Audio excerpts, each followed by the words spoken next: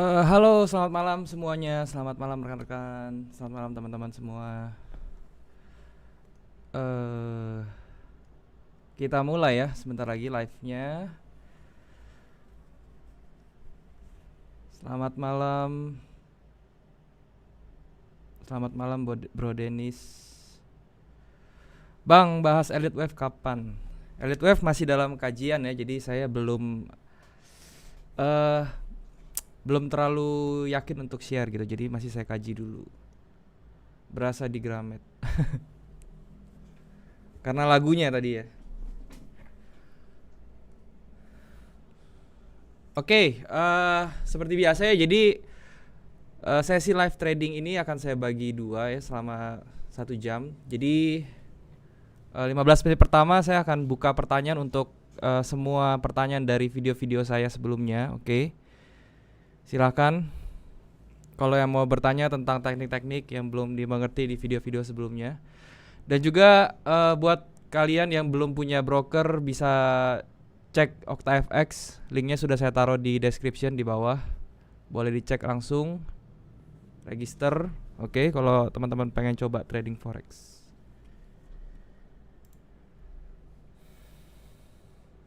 Okta nggak bisa trade saham bang, nggak bisa ya bang. Kalau Okta itu hanya untuk forex. Oke, Kak Deril, aku ada chat di IG soal broker tawarin 20% profit tiap bulan, mau dijawab. Oke, untuk broker yang menawarkan 20% profit, jawabannya mungkin aja sih bro ya. Jadi jawabannya mungkin aja, cuman dikaji lagi ya bro ya. Maksudnya di coba dulu gitu, karena 20% tuh nggak kecil per bulan. Oke, dan itu cukup sulit ya kalau misalnya tradingnya bener ya, menggunakan RR yang bener gitu maksudnya. Oke, kalau nitip uang gitu tiap bulan masuk 20% gimana kak? Mau bicara itu tadi saya sudah jawab. Oke.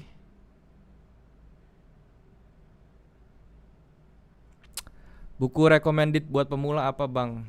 Banyak ya. Jadi kalau yang buku dari luar bisa dilihat Martin Pring, Thomas Bulskowski, itu juga bagus untuk pemula mau belajar technical analysis. Kalau di buku Indonesia bisa main-main ke Gramet, bukunya Desmond Wira itu juga oke. Dan juga Japanese Candlestick yang ada di Gramet itu juga bagus.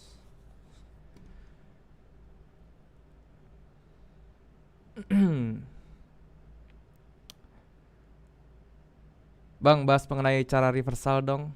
Kalau kita punya analisa salah, kita udah nyemplung kudu gimana? Oke, nanti saya bahas.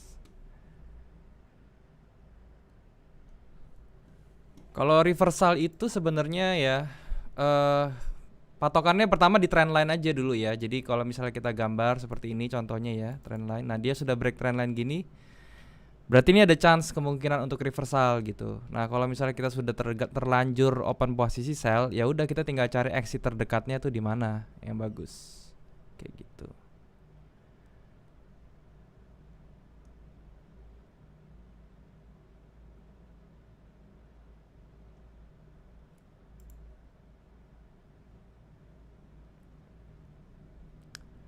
Untuk trading paling ideal time frame berapa om? Oke, saya sendiri menggunakan 2 time frame ya. Kadang-kadang saya pakai.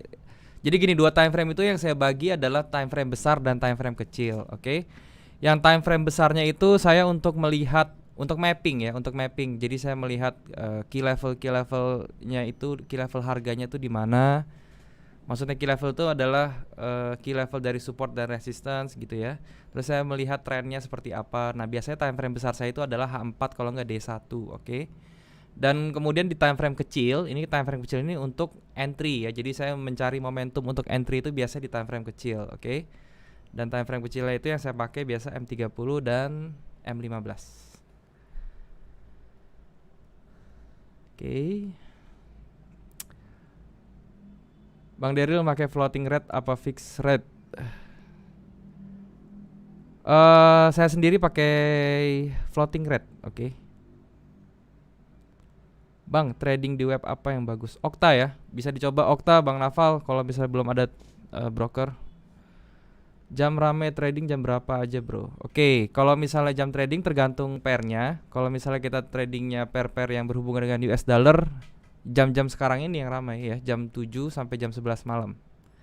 karena jam US Open buka. Oke, kalau kita tradingnya Euro, GBP gitu ya, itu jam tradingnya jam 2 siang. Kalau Jepang Yen jam 2 siang juga bisa, terus jam 10-an ya. Jadi Asia Session itu juga ramai. Lebih sering entry pas breakout atau incer pucuk? Saya sendiri lebih suka incer pucuk sebenarnya. Saya agak kurang suka breakout, tetapi bukan berarti saya tidak trading breakout ya. Ada kalanya kalau misalnya pola tertentu kita bagusnya trading breakout memang. Bang, soal spread Okta gimana Bang? Boleh lebih dijelaskan soal spread tentang Okta. Jadi spread itu secara garis besar itu seperti perselisih antara nilai jual dan nilai beli ya, antara bid dan ask gitu. Dan setiap broker pasti punya spreadnya masing-masing, dan Okta ini saya bilang cukup kecil spreadnya ya.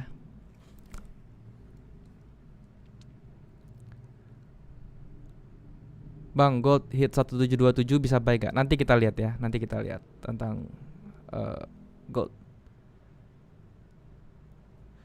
TP yang ideal untuk all pair. Oke, untuk masalah TP itu berarti berhubungan dengan trading management ya. Jadi kalau saya trading managementnya tuh ada perbedaan. Jadi kalau misal saya RR saya yang pasti itu harus 1/1,5, yaitu untuk minimum. Tapi untuk awal biasanya saya untuk buka itu 1/1 dulu. Jadi kalau udah 1/1-nya kena, saya BEP-in, baru saya teruskan ke 1/1,5, dan TP idealnya biasanya 1/2 sampai 1/3, seperti itu untuk masalah TP. Jadi TP itu nggak bisa dibilang berupa kayak dipatokin sama semua. Jadi kita TP misalnya 80 pips semua gitu, nggak bisa ya. Tergantung marketnya, semua tergantung marketnya, Bro Kemal gitu. Satu lagi, ada nggak situs yang bisa lihat urutan broker OJK Bapepti? Itu bisa di Google aja sih sebenarnya, Bro Dennis. Kalau kita mau lihat urutan broker yang under OJK dan Bapepti ya. Kalau yang OJK udah pasti ada sih ya. Itu kalau di idx.com juga mungkin bisa dicek, mungkin ada di sana. Tapi kalau yang Bapepti bisa dicek di Google, tinggal lihat aja broker-broker under Bapepti di Google, itu nanti keluar semua. Bang, pakai analisis supply and demand nggak? Pakai ya. Pakai, tentu saja supply and demand pakai.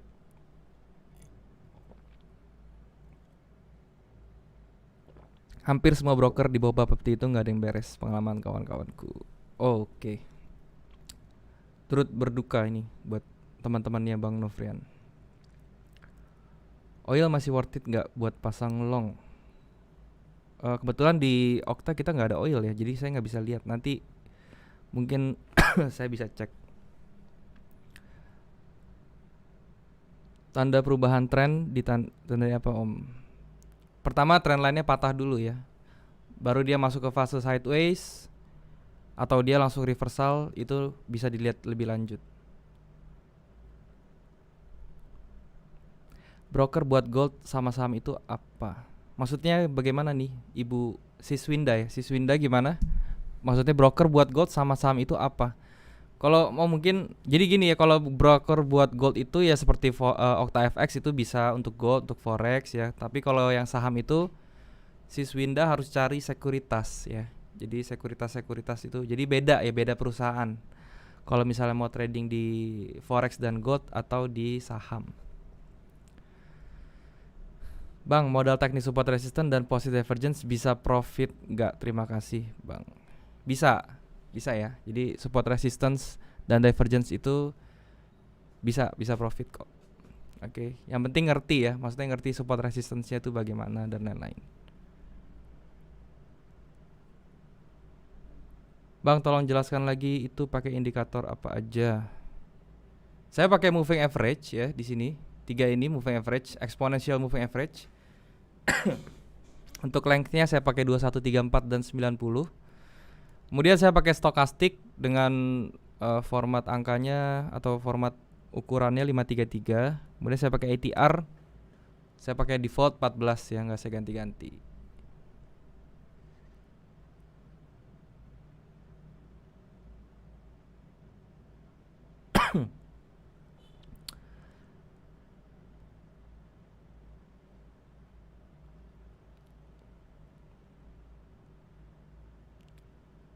Bang jelasin dong cara moving average dan cara bacanya gimana.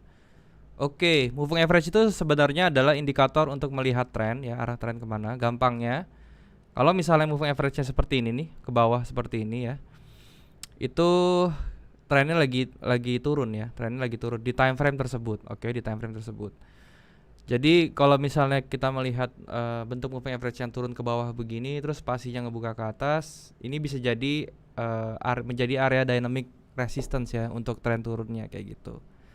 Jadi cara menggunakannya ya kita melihat sebagai info aja gitu, apakah trennya lagi turun atau lagi naik atau lagi sideways. Kalau lagi rata gini berarti trennya lagi nggak kemana-mana ya harganya, seperti itu. Indikator yang cocok buat trading pakai smartphone apa aja bang? Oke, saya di smartphone di Android, saya tetap sama, saya pakainya exponential moving average juga seperti ini dan juga stochastic ya. Saya pakai itu.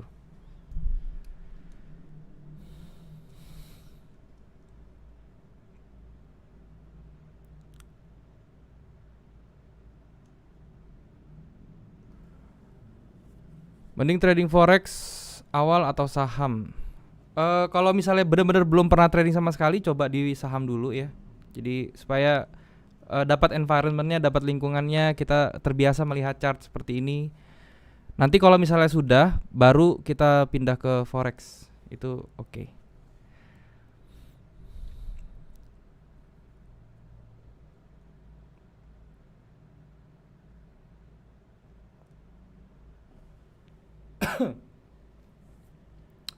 Itu ada divergence positif atau negatif, bang? Maksudnya apa nih, bang?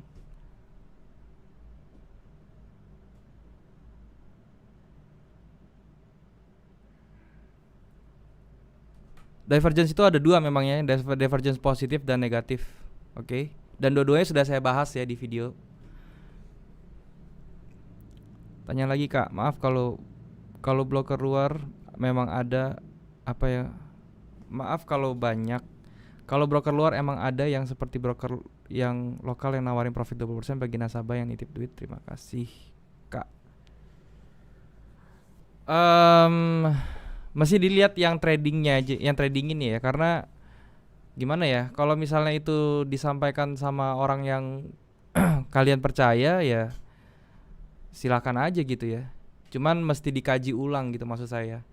Jangan terlalu berani ya, karena sekali lagi 20% itu bukan profit yang kecil kalau misalnya tradingnya dengan menggunakan RR dan juga money management yang benar ya.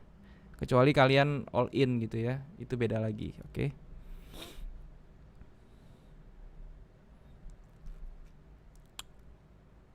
Moving average-nya berapa bang? Moving average-nya tadi saya udah bilangnya 21, 34 dan 90, oke? Pakai stokastik fokus lihat divergence ya bang? Iya, saya menggunakan stokastik untuk melihat divergence.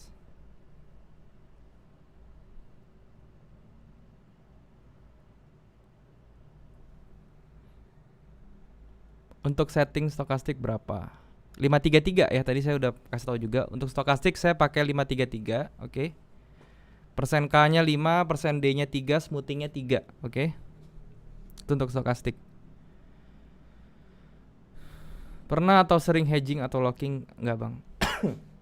Untuk hedging atau locking saya pernah, tetapi nggak sering ya.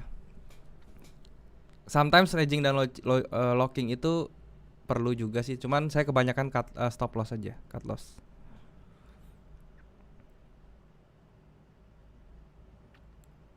Mau tanya kalau untuk saham modalnya minimal berapa? Ada rekomendasi sekuritas untuk pemula? Untuk saham bisa trading mulai dari 1 juta saya rasa ya. Untuk sekuritasnya banyak lah ya, ada Mirai, ada iPod dan lain-lain. Nah, pernah loss paling banyak berapa? Sekali trade 3000 US saya pernah loss. 3000 atau 4000 saya lupa deh. Segituan lah. Bang, kalau ngebiasain trade di demo saham habis itu habis itu ke forex oke nggak? Cobain aja demonya di Forex dulu ya. Jadi abang bisa download dulu nih MetaTrader dari OctaFX ya. Nanti cobain demonya baru bisa. Oke. Pernah trading binary? Oke, saya pernah coba lihat platformnya tapi saya nggak pernah trading sih. Saya pernah coba ngeliat dikasih tahu temen ya, dan itu saya nggak pernah nyentuh sih yang namanya binary options ya. Bang, tips biar akun kecil biar grow konsisten dan signifikan. Tips untuk growing account kecil ya itu sebenarnya sama ya. Mau account kecil mau account gede juga sama sih. Yang penting trading manajemennya bener, RR-nya bener, dan juga tekniknya sudah paham gitu ya. Sudah paham teknik. Jadi kita bikin sistem, kita sistemkan teknik-teknik kita, kemudian baru kita bisa lihat tuh, bisa ukur konsistensinya bagaimana. Kita bisa backtest kan sistem kita gitu. Yang paling penting manajemen tradingnya sama risk manajemennya tuh harus bener. Analisa gold dong bang. Oke, nanti ya kita analisa semua pair nanti ya. Boleh request pair apa nanti silahkan. Abis ini ya sebentar lagi paling 5 menit lagi nih saya akan langsung ke analisa. Oke. Om, ada settingan stokastik dan MA. Ada ya, setiap saya bikin video tentang stokastik atau MA pasti saya kasih tahu settingannya kok. Jadi bisa dicek. Oke.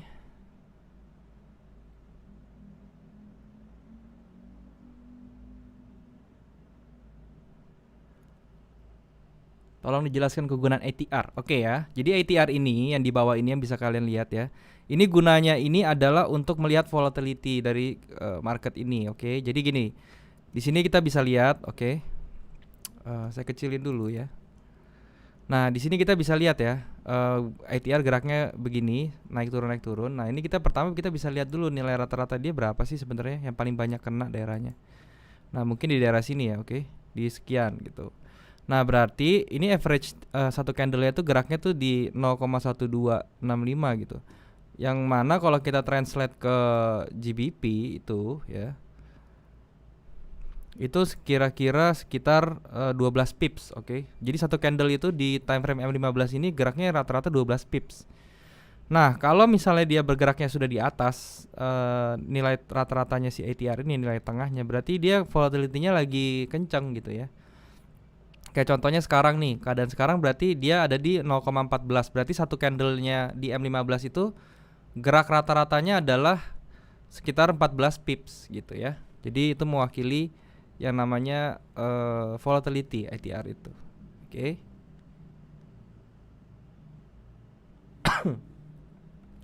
Kalau terjadi divergence di M15 bisa akurat. Bisa ya. Tapi dilihat lagi yang lainnya ya, gimana apakah terjadinya di support resistance dan lain-lain ya, harus dicek yang lainnya.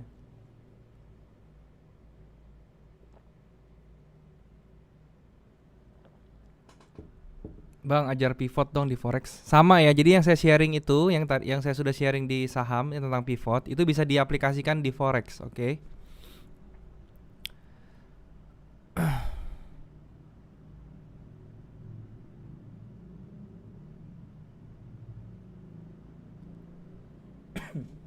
Jika saat bersamaan muncul bullish divergence dan bearish divergence, mana yang harus diikuti? Nggak mungkin ya dalam satu chart itu, dalam satu time frame itu muncul bersamaan, kecuali beda time frame. Kalau dalam beda time frame dia muncul satu bearish satu bullish, dahulukan yang time frame-nya kecil dulu karena itu yang bisa jalan lebih cepat. Oke. Lebih sering trade di forex atau di gold? Di forex saya lebih sering ya. MT4 gak bisa di MacBook ya. Harusnya bisa ya, tapi saya nggak tahu sih, saya nggak pernah trading pakai MacBook. Mungkin yang lain bisa bantu jawab buat sis Nata itu. Bisa pakai MacBook atau enggak? Yang pakai MacBook user silahkan. Biasa pakai time frame berapa pas analisa? Saya biasa pakai time frame H4, oke.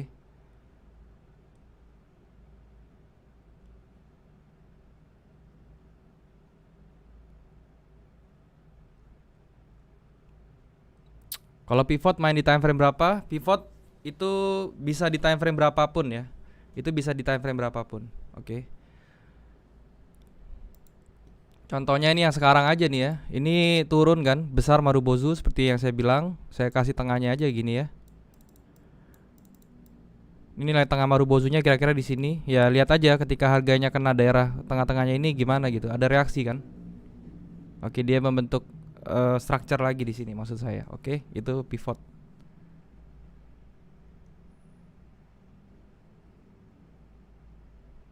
Trading forex pakai Fibo, pakai ya. Jadi Fibo itu di saham atau di forex juga kepake gitu.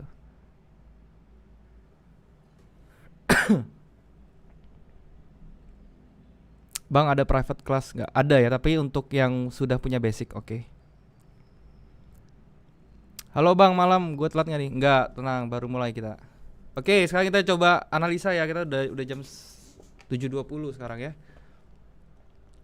Silakan requestan. Saya mulai dari yang paling banyak dulu deh. Biasanya gold ini banyak nih yang minta nih ya. Nah, telat. Jadi gini ya, di gold itu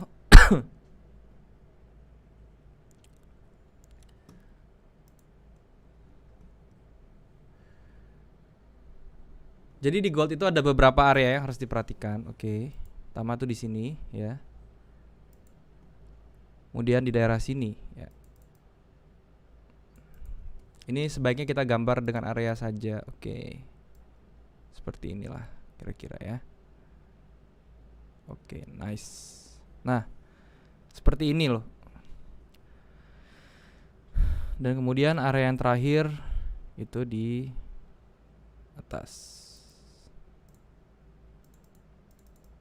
Saya dorong ke atas sedikit.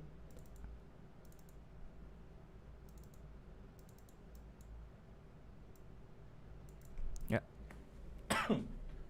Oke. Jadi gold. Nah, setelah gambar di H4 kayak gini dan kita lihat trennya ya gold ya. Trend line-nya masih sangat mulus ke atas. Oke. Ini H4 nih gunanya untuk kayak gini ya saya kalau analisa. Nah, kalau dia sudah seperti ini, oke, dan oh ya saya kurang tambahin sesuatu di bawahnya. Saya kurang tambahin ini, oke. Ya. Dan kemudian kita coba turun ke M30-nya ya. M30 kita lihat apa yang terjadi. Oke, wow. Ya, harga turun nih, ya kena structure-nya dia support di sini. Daerah sini dan dia mantul ke atas sekarang. Dan sekarang kalau misalnya kita mau buy, oke, sekarang ini udah telat jujur ya. Kalau misalnya mau buy kita udah telat. Jadi yang kita bisa lakukan adalah ini dia akan dia pasti di daerah sini juga kita lihat aja nih ya. Dia nyampe sini ini 1739-nya itu bisa ditahan nggak gitu ya. Kalau menurut saya dia akan bergerak ranging lagi di daerah sini ya. Jadi kita lihat dan kita tunggu aja gitu ya. Kita tunggu sampai dia balik lagi ke area retest ke area bawah sini. Oke. Itu untuk gold.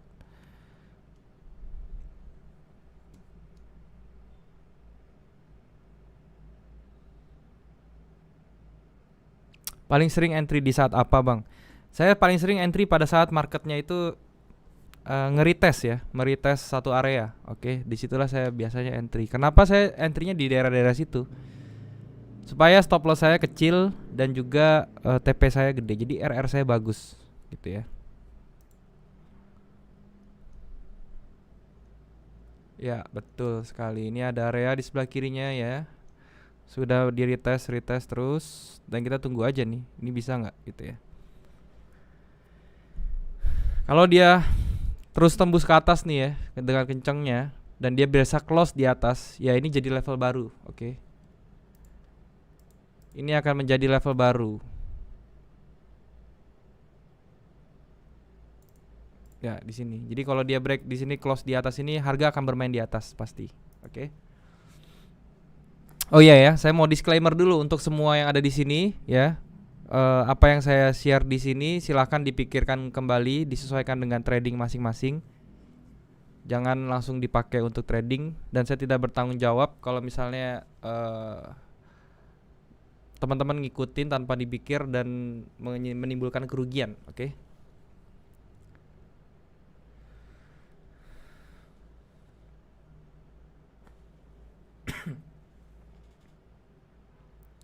Spread di Okta termasuk besar ya Pak? Enggak ya. Jadi saya pernah melihat yang jauh lebih besar dari Okta. Okta ini termasuk yang standar menurut saya. Oke.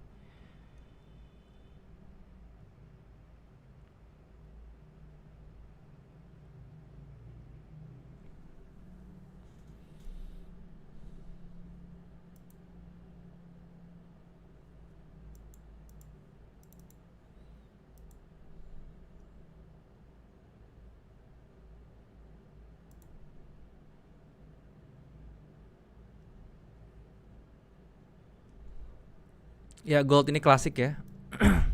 Klasik sekali. Dia udah di break, oke. Dan ini perhatiin yang suka trading gold ya. Jadi dia udah break di sini. Biasa orang pasti akan entry dan akan stop loss di bawah-bawah sini nih. Dan ini dijemput lagi ke bawah. Kenapa dia bisa turun ke bawah? Karena pas dia break structure terakhir ya, support day terakhir itu sebelum di break itu adalah di sini. Oke, jadi dijemput dulu.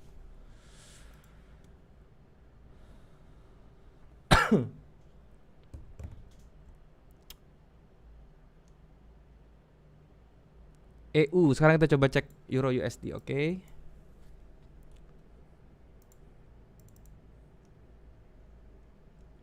Wow. Euro USD ya. Kita bikinin dulu dia punya support dan resistance-nya.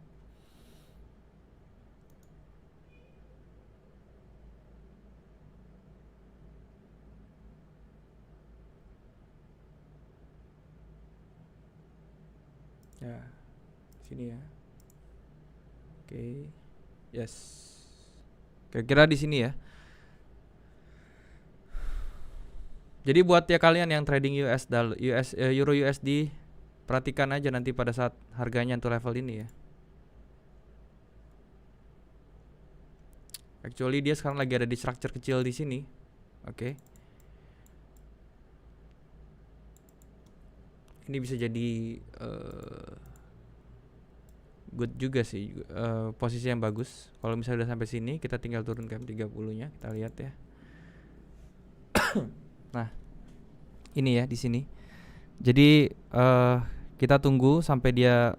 Ini kalau misalnya teman-teman mau spekulasi bisa ya. Jadi di sini bisa entry di sini untuk buy, oke. Dan sebentar.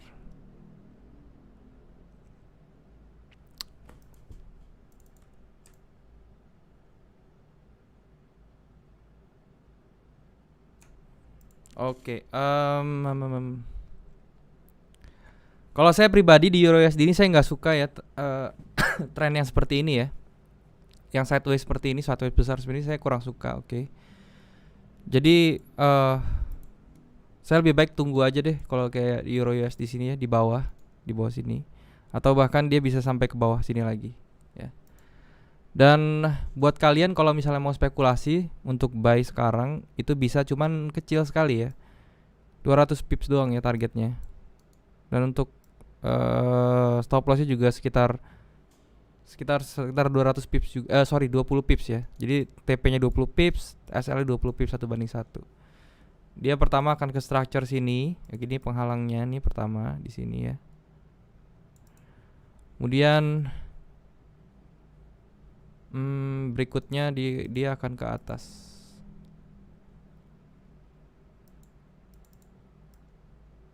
Sini ya. Oke, itu untuk Euro USD. Euro Aussie ya, kita lihat sekarang.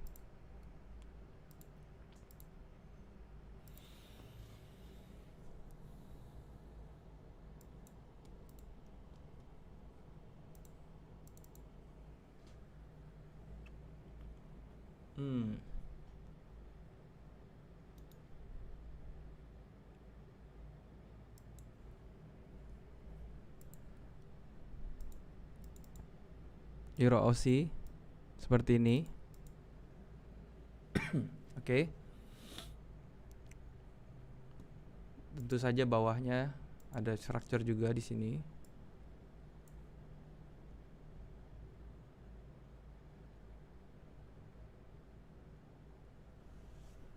Ya. Kita turun ke M30. Ya. Untuk Euro Aussie ya. Kita akan expect dia ke sini dulu ya. Baru kita nanti kalau misalnya dia bikin swing di sini, itu kita bisa mulai sell tuh. Oke, untuk Euro Aussie kayak gitu ya. Jadi kita tunggu dia expect ke atas sini, nanti dia bikin swing kita bisa sell.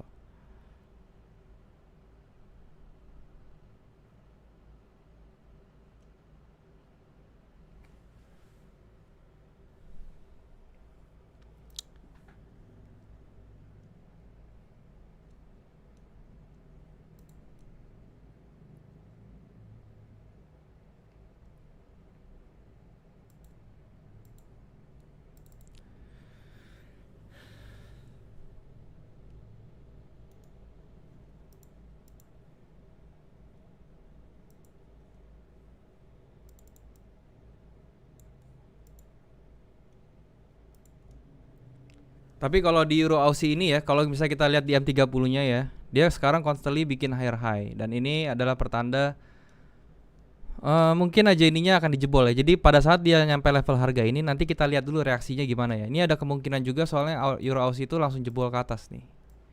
Ya, break ke atas. Oke, dan dia akan keluar dari fase sideways besarnya ini nih. Selama fase sideways mungkin ini selama beberapa hari ke belakang ya.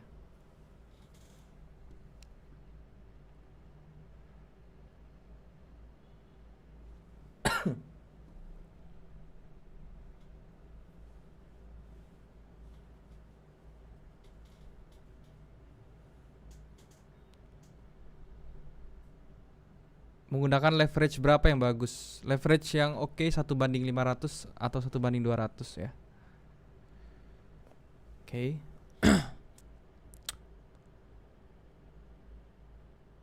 Pak, kenapa penempatan support resistance tidak di akhir dari shadow? Oke.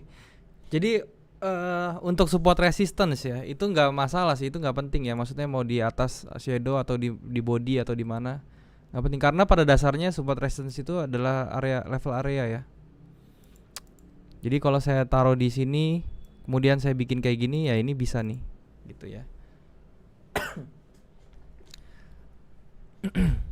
Jadi intinya support resistance itu saya bukannya pas di sini dia akan mantul gitu enggak ya. Jadi ini jadi patokan saya aja gitu loh dalam beranalisa ya.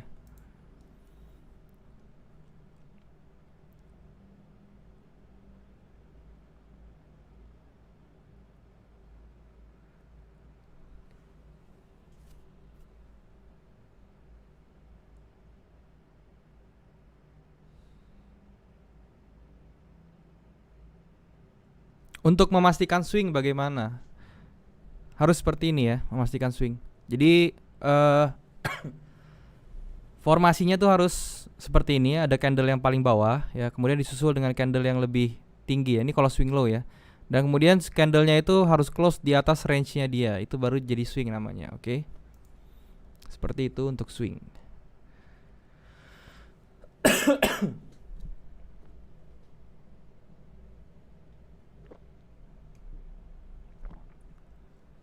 Sekarang kita lihat GBP ya.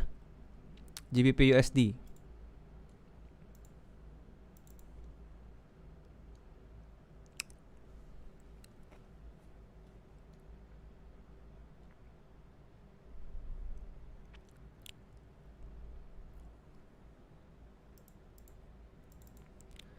GBP USD untuk trennya sendiri ya, dia mulai bergerak ke bawah, oke, membuat lower low terus ya, cenderung tendensinya ke bawah.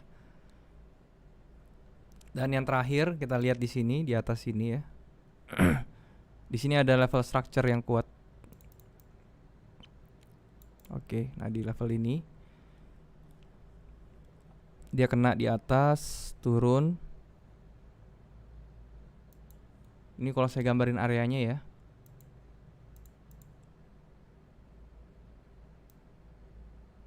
Oke, nah seperti ini ya.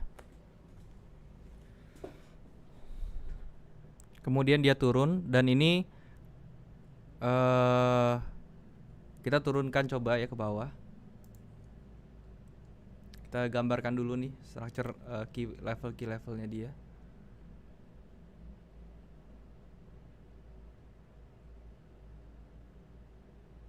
The next key level itu di sini.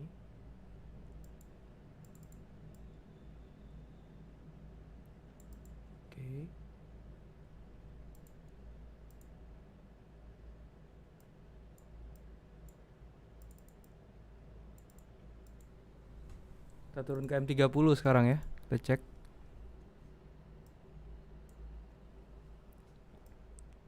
Oke. M30 di sini ya, kita lihat di sini ada level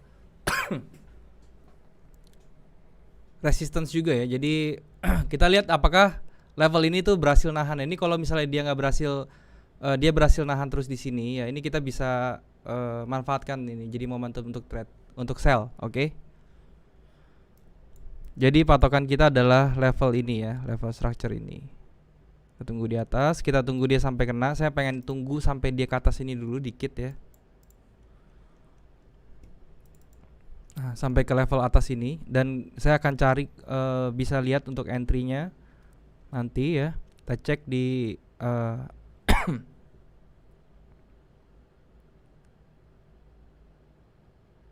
dan di sini juga ada positive divergence. Oke.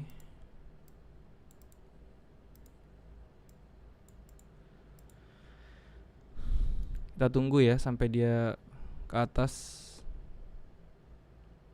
Dan kita lihat apakah dia bisa nahan.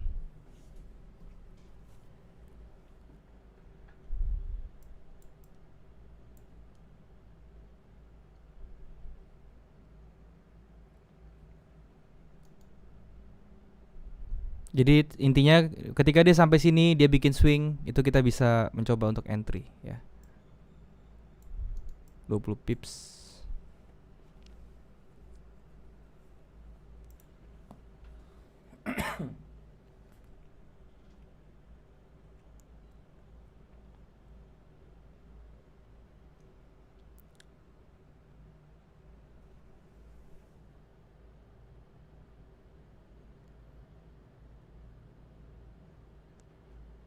Bang, lots 0,1 atau lebih rendah, misalnya 0,01, efek korelasinya nilai per trade bagaimana? Misalnya deposit 100, pakai lot berapa yang aman? Oke.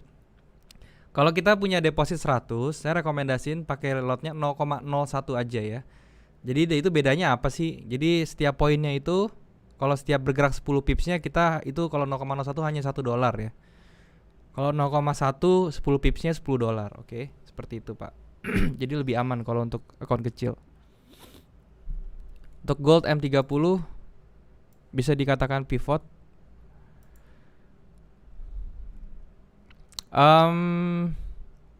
Iya, ini bisa nih Pak ya. Ini bisa dikatakan pivot. Jadi kita expect pada saat dia kena tengahnya nih Pak. Ini kan candle Marubozu ya. Kita ukur atas ke bawahnya, berarti kira-kira di sini ya, ya di level-level ini ya.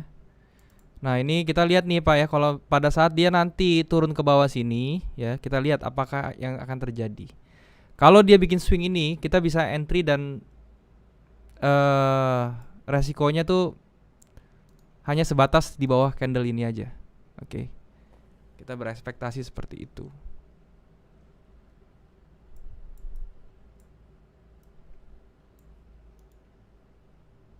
Oke.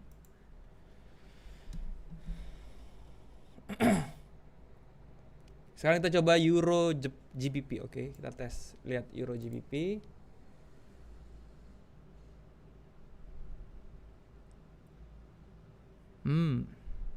Euro GBP bagus.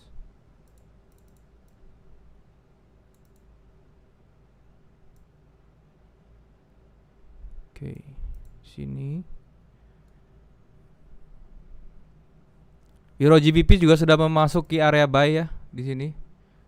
Kita lihat dulu ya time frame besarnya. Oh iya, oke.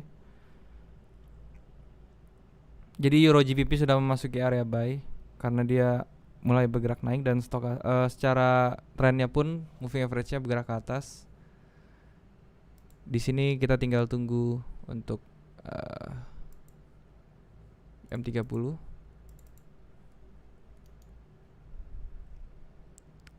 Ya, kita memastikan dia keluar dulu dari range ini ya.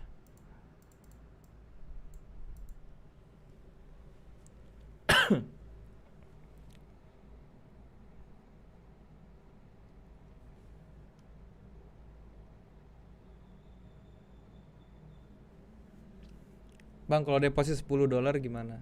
Terlalu resiko ya $10 ya, karena $10 itu kalau 0,01 pun 100 pips udah kena margin call. Oke. GJ, pendapatmu bagaimana?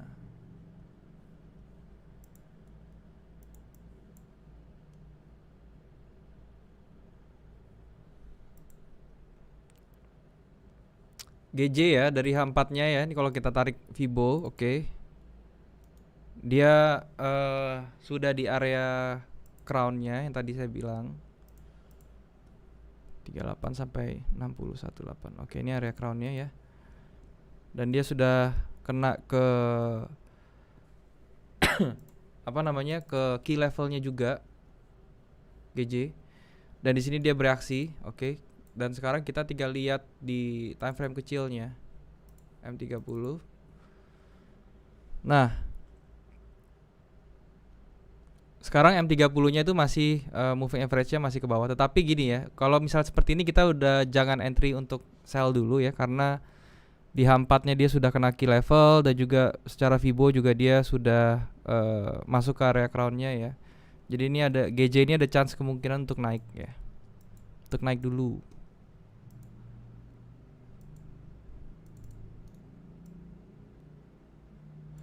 Sampai ke 40 pips pertama, sekitar 35 pips pertama dan targetnya sampai 80 pips.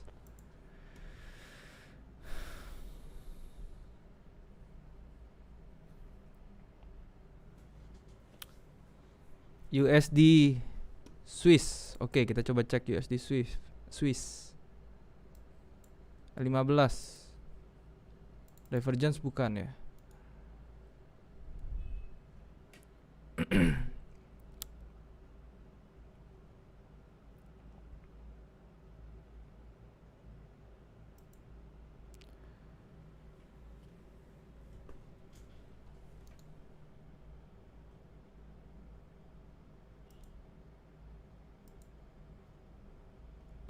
Untuk M15-nya ya itu divergence ya, Pak. Euro USD tadi udah ya, Euro USD kita sudah bahas, oke. Saya bilang dia bisa mantul ke atas gini ya.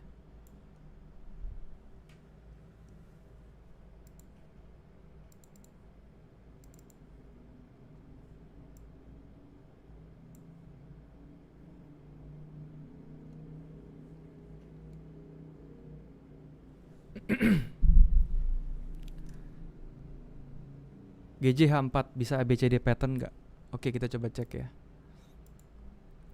GBP Jepang Yen H4-nya ya.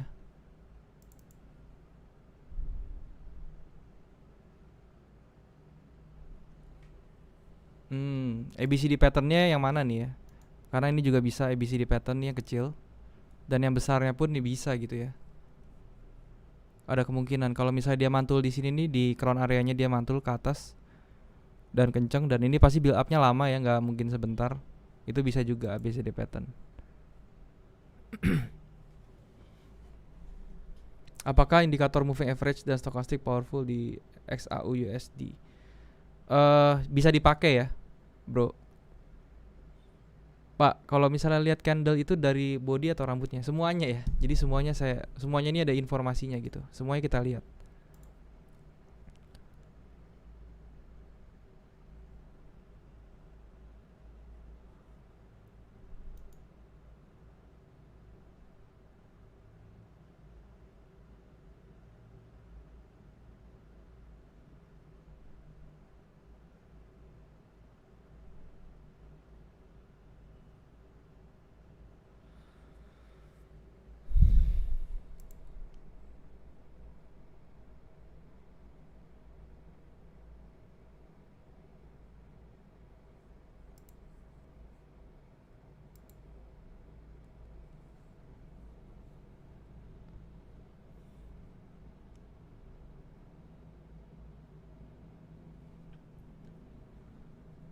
Bang, mau nanya, menurutmu berapa deposit harus untuk pemula?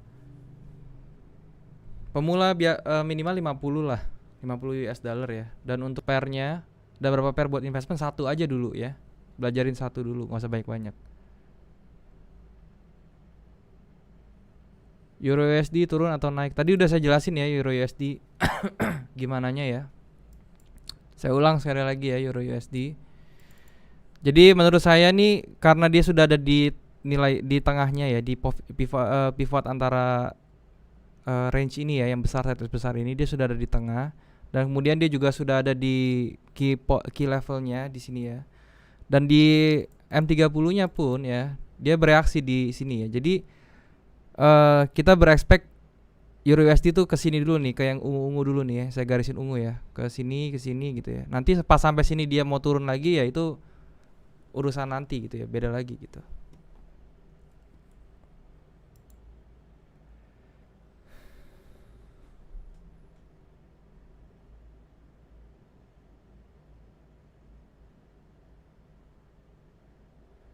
Itu di pairnya kadarnya semuanya udah pasti pakai Fibo ya. Saya pakai Fibo pasti ya untuk ngukur ya. Cuma bedanya gini loh, saya udah nggak usah gambar Fibo, jadi saya udah tahu nih levelnya kira-kira berapa gitu ya. Ini kayak di sini nih, yang di sini saya kalau tarik Fibo sini ini antara ini pasti 38-an gitu ya. Antara 38-an. Nah ini ya, jadi kena 38 dia balik gitu. Jadi saya udah nggak usah gambar Fibo karena udah terlalu sering saya gambar, jadi udah kebiasaan gitu loh, udah tahu level-levelnya gitu. Tapi saya pasti pakai Fibo untuk apa sih ibaratnya? Untuk ngelihat ukurannya tuh di mana gitu, sampai mana.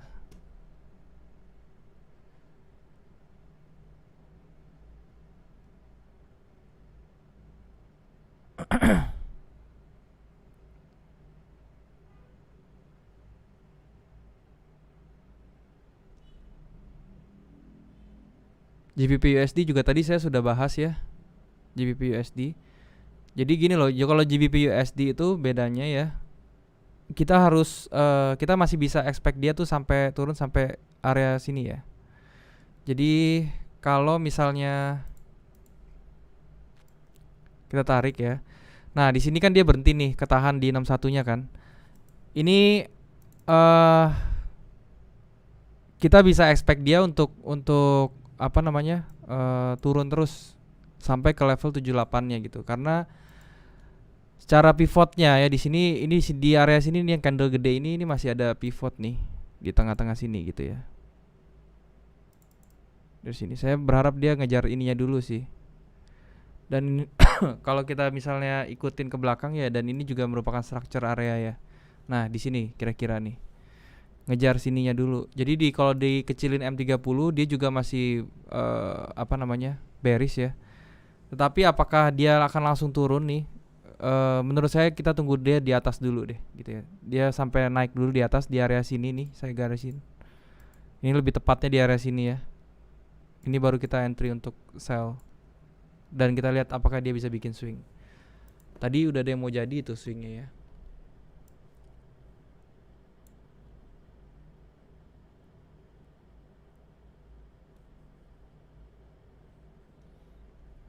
Structure area itu adalah gini ya, kalau dia bikin base seperti ini nih, bikin kecil-kecil gini konsolidasi ya, ini namanya structure ya. Jadi kalau ini ditembus, ini kan structure ini adalah area yang harga itu ibaratnya fight lah ya, bayar sama sellernya. Jadi intinya kalau misalnya ini di break, kelihatan tuh siapa yang menang gitu loh. Itu namanya structure. Structure dan key level tuh mirip sama ya. EJ, oke, kita lihat Euro Jepang Yen ya.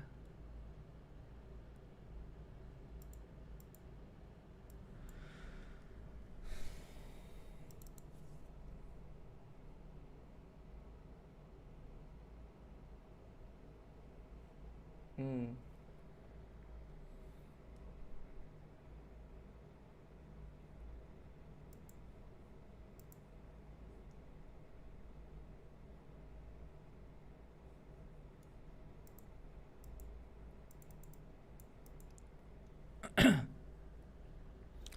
Euro Jepang Yen bisa bisa ada kemungkinan dia untuk up, oke. Sama ini ya dengan tadi yang Jepang Yen juga atau yang Euro USD ya, mirip.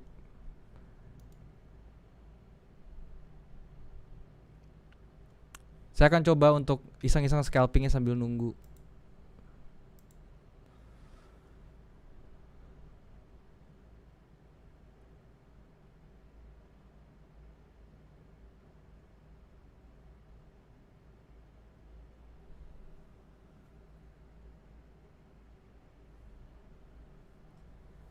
Saat ini nunggu momentum atau pasang pending order. Oh iya, saya jarang pakai pending order ya. Jadi saya biasanya direct langsung, mendingan saya tungguin aja gitu ya. Paling saya pasang alert aja gitu. Kalau misalnya udah sampai level itu nanti dapat alert dari komputernya, dia bunyi dari MetaTrader-nya, sorry.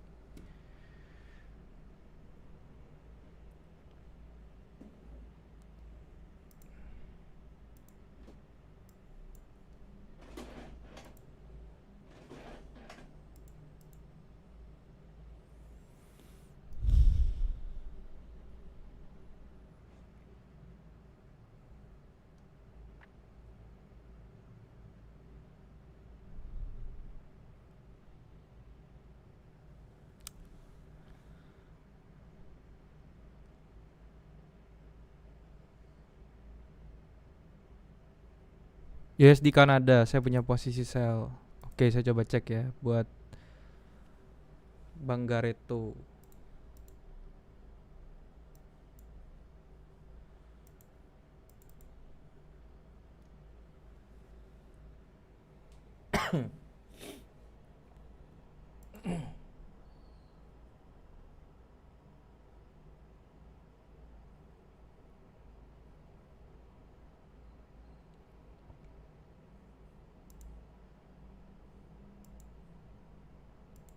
Oke.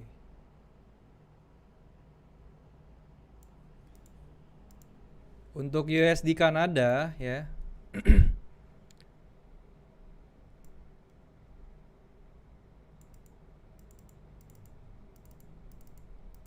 eh,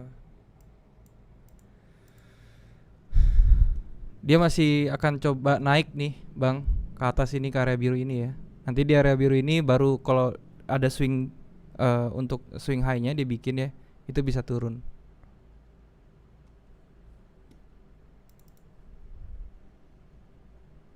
Oke.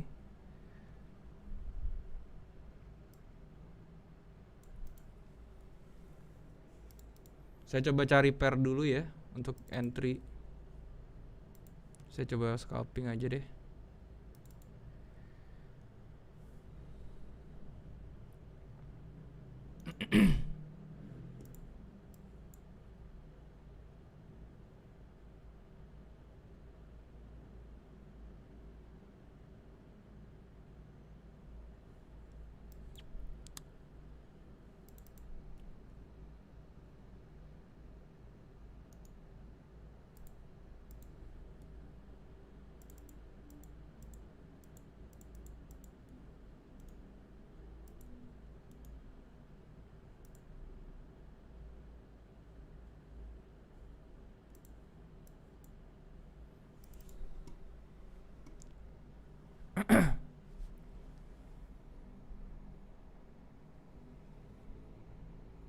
Aussie Jepang Yen. Oke, kita coba cek.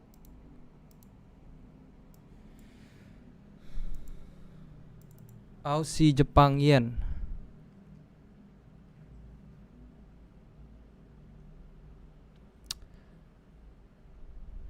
Aussie Jepang Yen masih terus ngepush ke bawah ya.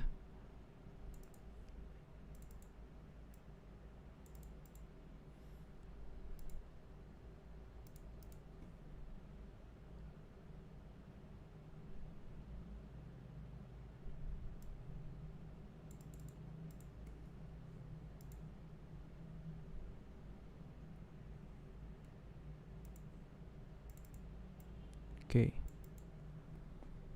Si Jepang Yen, kita lihat M30-nya.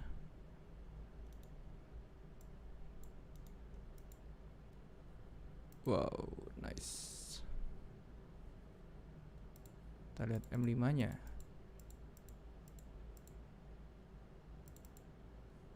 Oke.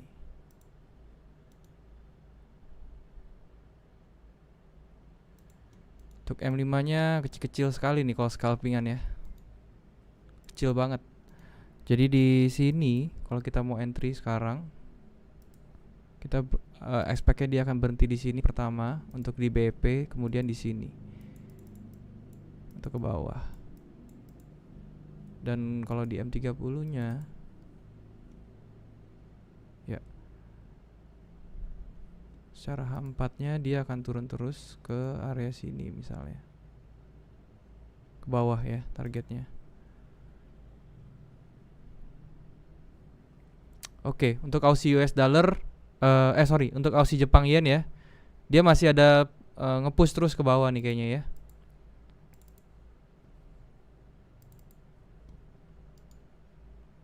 Dia break ngejar area bawahnya dulu nih, di bawah sini. Kecil sekali ini hanya sekitar 16 pips.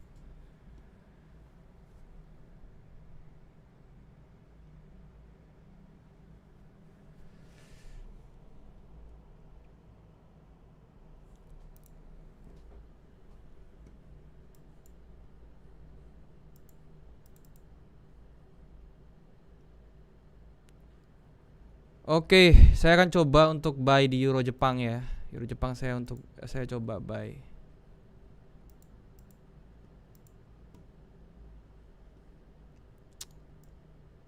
Ya oke, karena stop lossnya juga nggak terlalu besar ya. Jadi ya it's okay gitu. Ya, oke saya akan coba buy.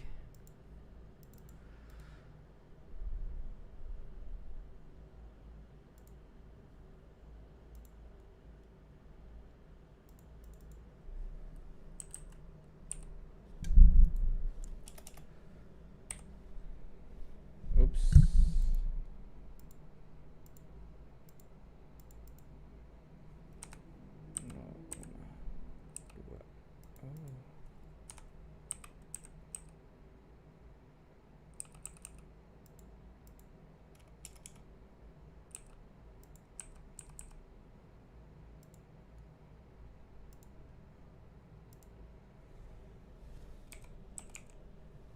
Oke.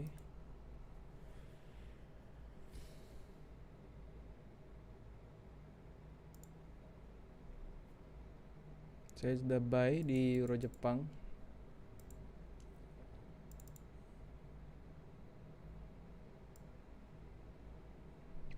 Ekspektasi saya dia sampai sini ya. Sampai daerah sini ini untuk finalnya ya. Jadi yang saya lakukan itu adalah saya kasih dulu dia SL di sini di bawah. Oke. Dan ketika dia sampai ke sini, oke ini 1:1 ya, 1:1 dari SL saya. Jadi kira-kira sampai sini lah. Ini saya BEP nanti langsung. Saya BEP stop lossnya. Terus saya ketika dia sampai di atas ini, di level sini, ini saya bisa take 50% dari posisi saya. Dan terakhir sampai atas sini ya. Sampai atas sini. Oke. Saya baru tag semua. Itu untuk posisi EJ.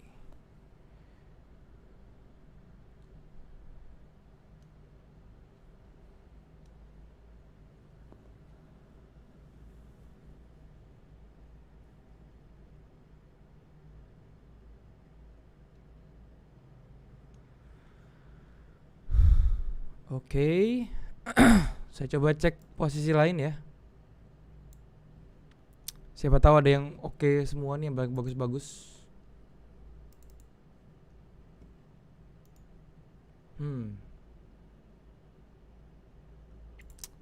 Aussie New Zealand ini juga kita tinggal tunggu dia di atas sini ya, structure sininya kita lihat nanti. Di atas tekan sampai sini siap-siap sell.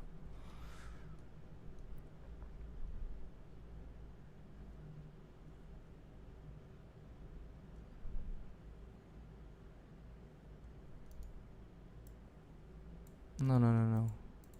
Ini mungkin bagus. Powernya gede. Oke.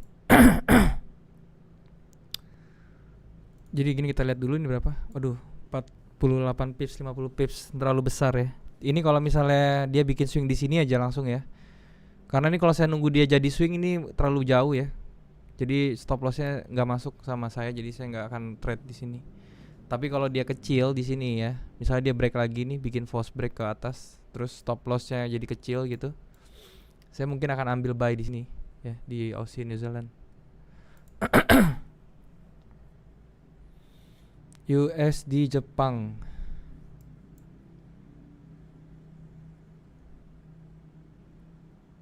USD Jepang saya nggak mungkin gini ya. Saya tahu kenapa mau sell ya. Mungkin karena melihat rising wedge.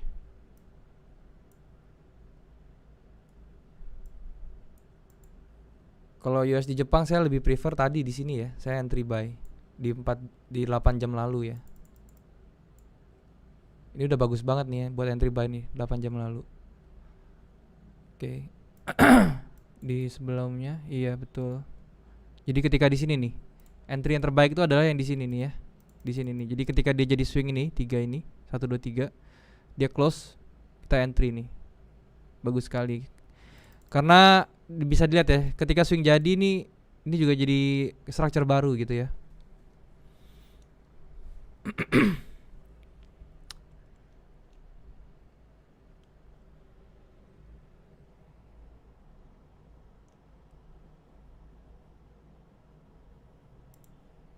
Secara dailynya oke. Gini, ini secara dailynya ya. Dia memang sudah break ya. Dia sudah break, tapi dia balik lagi nih ke structure sebelumnya, oke, di sini ya. Jadi ketika dia masuk ke dalam lagi ya, dan akhirnya pas dia mau break lagi nggak bisa lagi balik lagi ke dalam. Ini justru dia mungkin akan ngejar ke atas nih bang, ke atas sini gitu. Dan dia bergeraknya malah begini bang, gitu ya. Kalau entry hari ini, besok kan libur marketnya, nanti ngaruh nggak bang?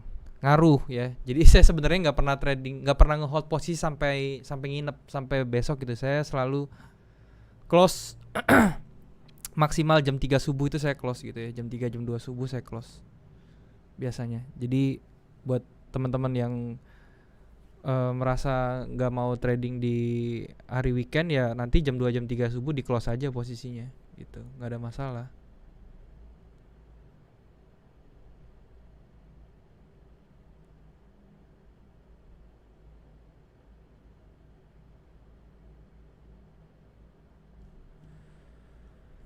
Oke, kita lihat lagi ya, ada yang enak lagi nggak nih?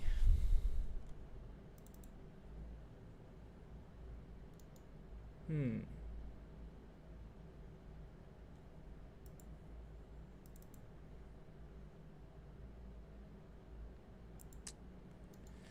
Eh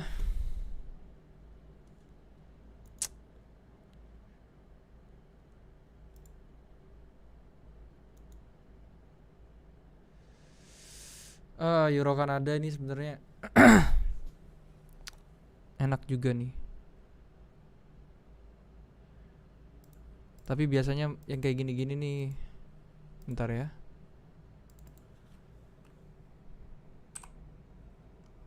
Oke.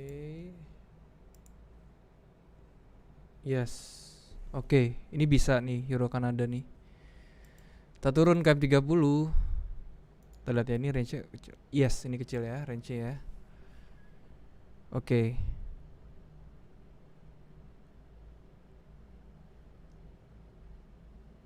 Sebentar ya, saya tunggu ini ya, karena Euro Kanada ini dia pasti akan akan bikin structure baru. Saya akan tunggu dia bikin structure baru. Karena dia kelihatan ya di yang ini ya, level yang ini ketahan tuh. Tahan dan dia bergerak ke bawah kayak gini. Tapi ini bisa di scalp juga nih ya, karena range-nya kecil dia. 20 pips. Saya tunggu dia turunan dikit ya ke sini, ke area sini bawah. Kita entry buy. Untuk Euro Kanada.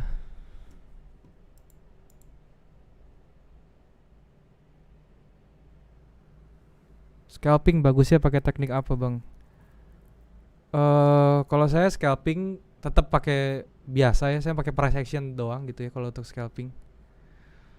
Sebenarnya semua trade saya pakai price action aja sih ya. Kalau toolsnya ya Fibonacci seperti itu.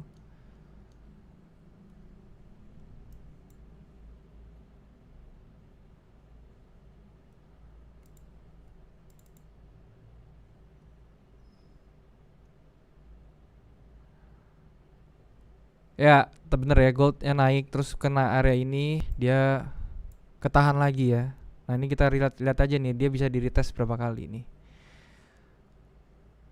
Posisi posisi terbaik ya untuk gold ini kalau misalnya dia apa namanya? Ini sebenarnya bisa kita nge-sell. Wait, sebentar saya lihat dulu di H4-nya. Iya nih, ini harusnya bisa nge-sell. Oke, kita coba scalp gold juga ya. Oh my god, dia udah terlalu jauh, cepet banget ya. Ini saya tadi nggak perhatiin ya. Harusnya kita bisa sell tadi di sini nih. Di atas.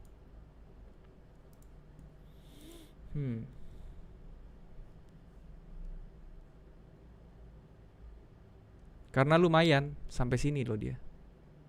100 pips tuh, nggak main-main. 15 menitan.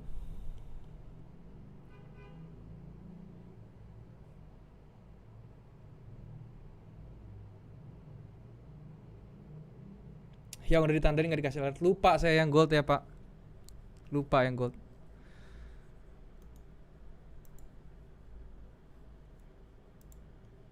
Gak apa-apa ya, next time masih ada ya.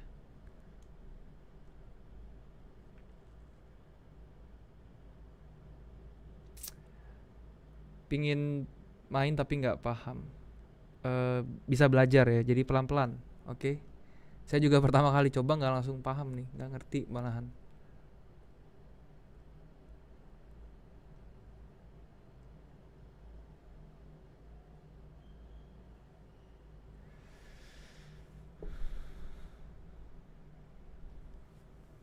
Jadwal live hari apa aja? Untuk sekarang biasanya di hari Jumat, oke, live trading, tapi sebulan 2 kali, oke. Dan tanggalnya itu biasanya di awal dan juga di akhir-akhir seperti ini. Jadi di awal bulan dan di akhir bulan.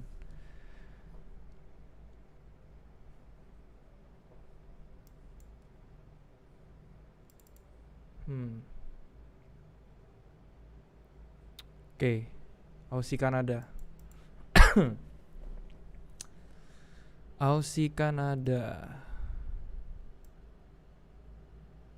Kalau dia turun dia mau sampai sini pasti. Oke, 440 pips. Oke, ini bisa nih. 40 pips sampai sini ya. It's a good number. Kita cek lagi ya, 40 pips.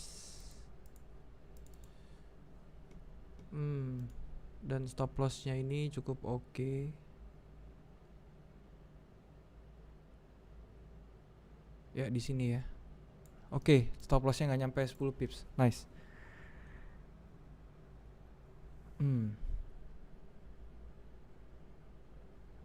Tunggu ya, tunggu kita lihat dia bisa close di bawah dia nggak nih.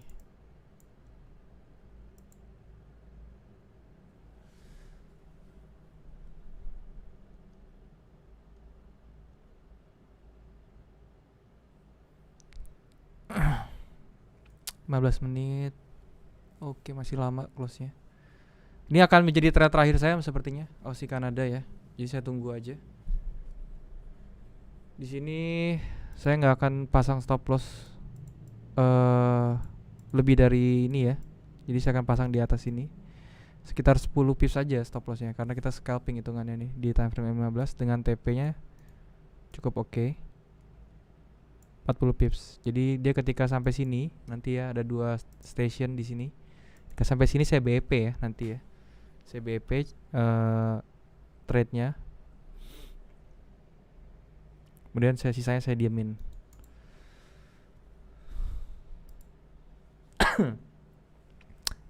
Bang Daryl bisa jelaskan fungsi EMA 90. Jadi semua yang namanya exponential moving average itu adalah sebagai dynamic support ya. Dynamic support itu apa? Jadi ketika harga sudah nyampe ke area moving average-nya. Jadi contohnya di sini saya ambil 90 ya karena ditanya 90. Ketika centuh 90 dia mantul, kena 90 dia mantul gitu ya. Masuk ke area 90 dia konsolidasi kecil mantul lagi gitu loh. Itu gunanya exponential moving average 90. BEP apa bang? BEP itu adalah break even point ya. Jadi SL-nya kita, stop loss-nya kita pindahin ke posisi pas kita entry, oke? Pas kita entry.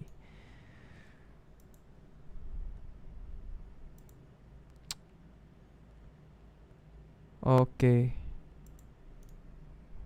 Dia akan close. Kita lihat ya. Apa yang akan terjadi dengan Aussie Kanada. Jepang ya, Euro GBP mau break gede.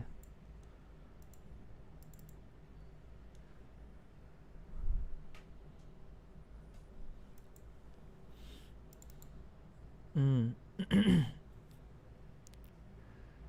GBP ini kalau saya melihat pola seperti ini yang mengganggu ya.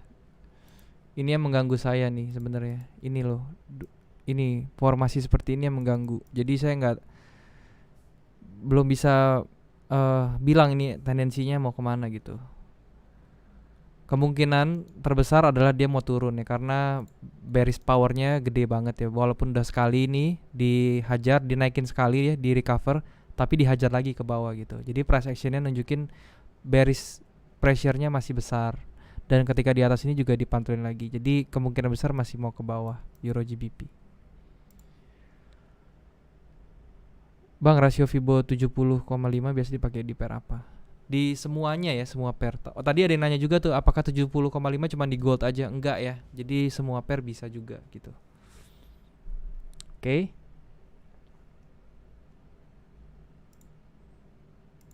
Kita balik ke Aussie Kanada ya, saya lagi nungguin.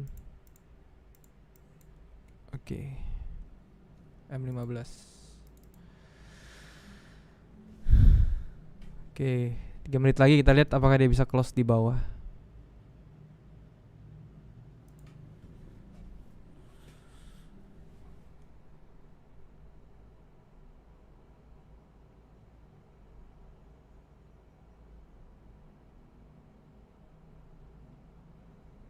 Bang Daryl, per bulan atau per minggu profit lossnya berapa persen ratanya? Rata-rata dan winning rate-nya biasanya berapa?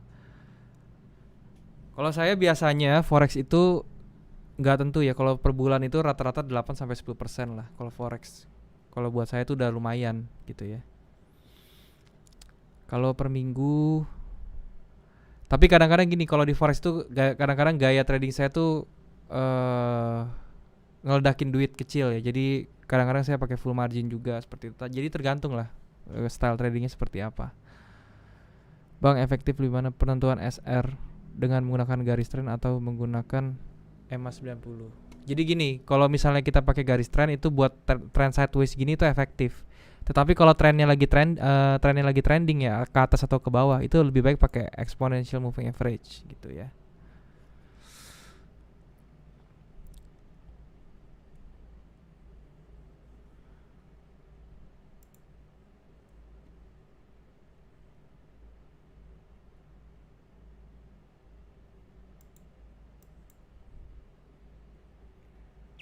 Oke.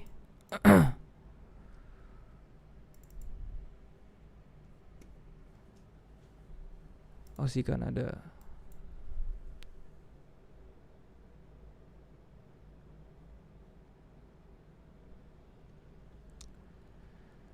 Oke, untuk Aussie Kanada nih sebenarnya efektif paling bagusnya kita entry di area sini ya, di area atas sini.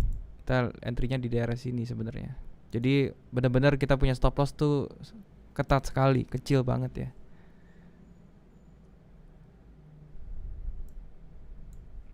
Kalau seperti ini. Dan ini tampaknya close-nya malah di atas ya. Jadi saya nggak kalau kita sell kayaknya kurang bijak jadinya ya. Di sini justru malah kita bisanya nge-buy, kita balik arah justru ya. Di sini. Kita lihat dulu.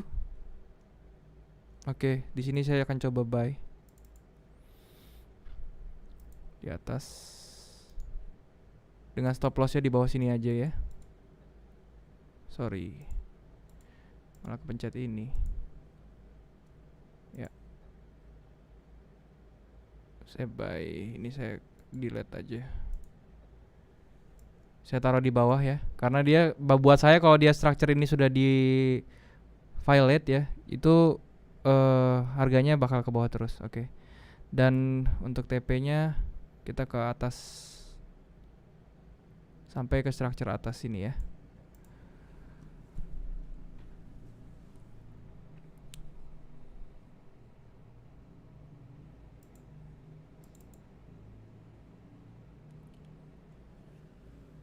Oke, mungkin untuk tradingnya sampai sini ya. Saya jawab beberapa pertanyaan lagi ya. Saya psikologisnya suka terganggu kalau scalping dan day trading. Ada tips buat mengatasinya?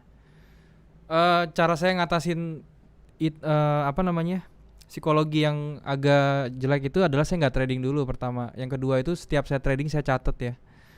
Saya kalau misalnya lagi trading beneran saya akan catat terus-terusan ya.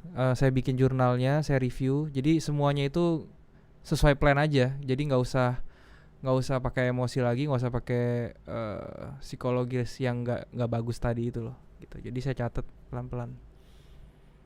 Dan juga yang pasti kita punya sistem yang kita harus percaya, kita harus trust gitu ya.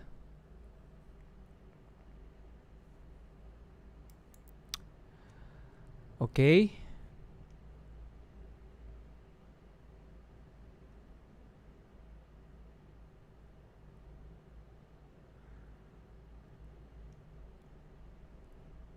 Oke teman-teman ya, mungkin sampai sini dulu. Buat teman-teman yang belum punya broker, saya info sekali lagi buat cek namanya OctaFX.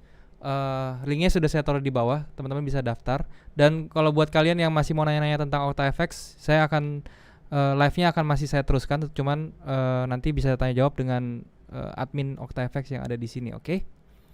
Terima kasih teman-teman yang sudah nonton live kali ini. Dan juga jangan lupa untuk subscribe channel saya kalau misalnya suka konten-konten seperti ini dan juga teman-teman merasa konten saya bermanfaat, boleh di subscribe dan di share ke yang lain. Oke, thank you sekali lagi. Sampai jumpa di live berikutnya dan juga video berikutnya. Selamat malam.